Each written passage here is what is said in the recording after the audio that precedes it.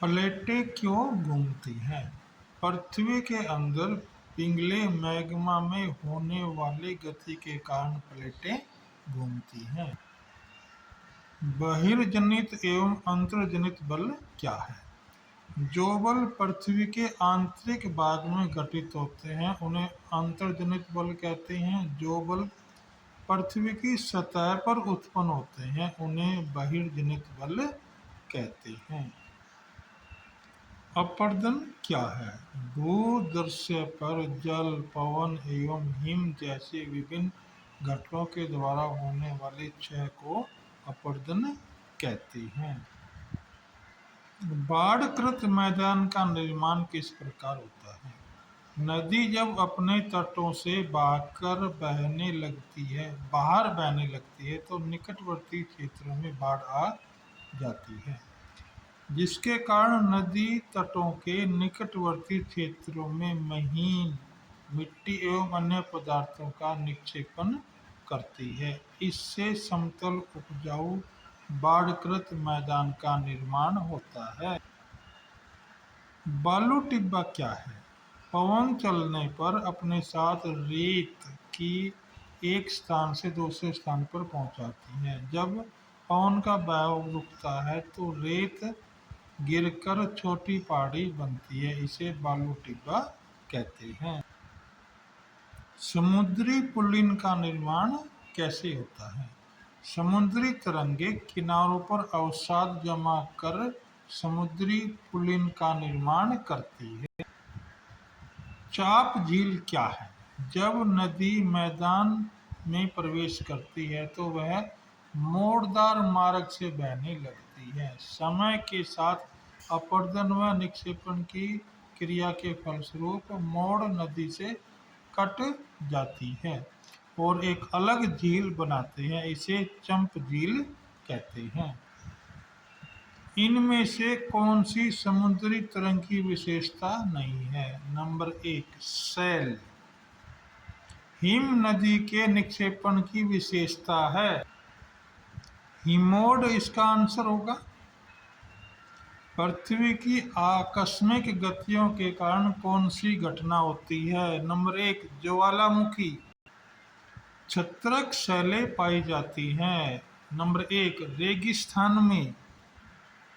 चाप झील पाई जाती है। नंबर 2 नदी घाटी में। निम्नलिखित सतहों को मिलाकर सही जोड़े बनाइए। इनके कै ख ग के सही जोड़े बनाने हैं। इन सभी के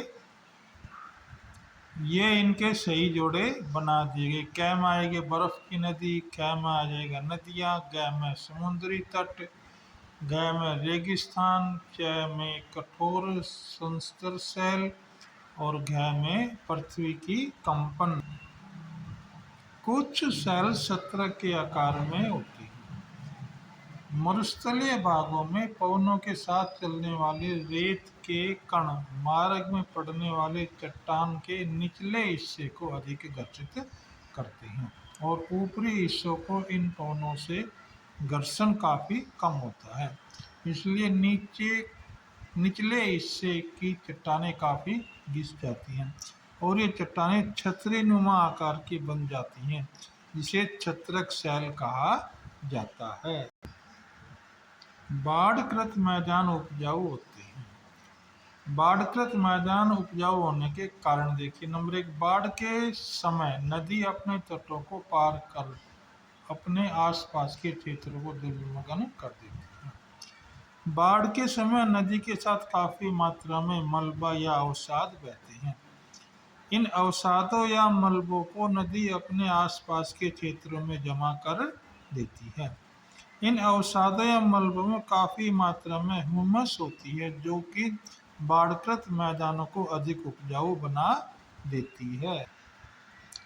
समुद्री गुफा स्टैक के रूप में परिवर्तित हो जाती है। इसका कारण देखिए। समुद्री तरंग के अपरदन एवं निक्षेपण तटीय शिथिलाकृति बनाते हैं। समुद्री तरंगें लगातार शैलों से टकराती रहती हैं, जिससे दरार विकसित होती है। समय के साथ ये बड़ी और चौड़ी होती जाती हैं। इनको समुद्री गुफा कहते हैं। इन गुफाओं के बड़े होते जाने पर इनमें केवल क्षति बचती है, जिसे तटीय मेहराब बनते हैं। लगातार अपरदन छत को भी तोड़ देता है, यह केवल दीवारें बचती हैं। इन दीवारों के आकार को स्टैग कहते हैं। भूकंप के दौरान इमारतें गिरती हैं। देखिए इसके क्या कारण हैं। भूकंप के दौरान पृथ्वी की सतह पर काफी कंपन होता है और इस कंपन से मकान या इमारतें हिलने लगती हैं और हिलने से मकान या इमारतें गिरने लगती हैं। अधिकांश इमारतें भूकंप रोधी नहीं होती। इन चित्रों को देखना है। यह नदी द्वारा निर्मित स्थलाकृतियां हैं, जिन्हें पहचानिए और बताइए। ये नदी के अपरदन या निक्षेपण अथवा दोनों का परिणाम है।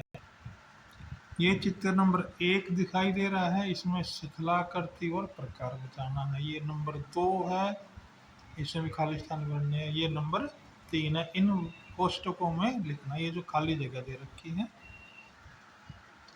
पहला चित्र है जलप्रपात का, कारण अपरदन है। दूसरा देखिए नदी विसर्प का है, ये अपरदन या निक्षेपण दोनों ही कारण हो सकते हैं।